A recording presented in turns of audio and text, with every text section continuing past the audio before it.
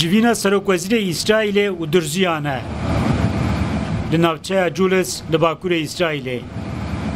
Netanyahu plana welatê xwe ji Durziyan û navçeyên Başûrê Sûriyê re radikîne.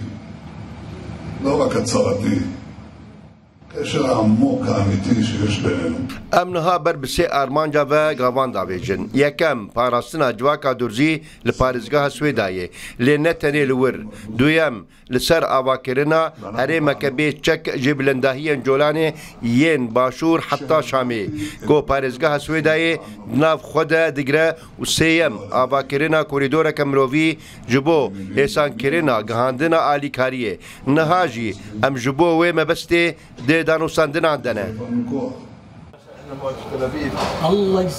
نزیکی 150,000 درزی لی اسرائیل dijîn û ji sedî nodê xelkê parêzgeha Swêdayê ya Başûrê Sûriyê jî dirzîne. İsraîlê bi hinceta parastina durziyan gelek êriş birine ser binkeyên serbaziyên Sûriyê.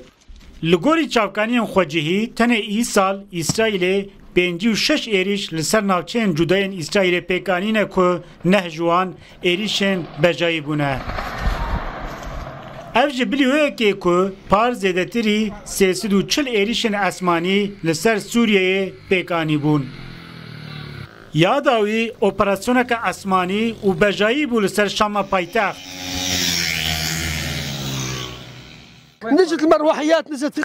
هلیکوپتران لسر لوتکاچیا دانین. دو هلیکوپتر بون. ما ایریش و اپراسیون آسمانی لسر چیه بشف دید. Piştî ketina rejima Esed, İsraîlê êrişî nav axa Sûriyê kiriye.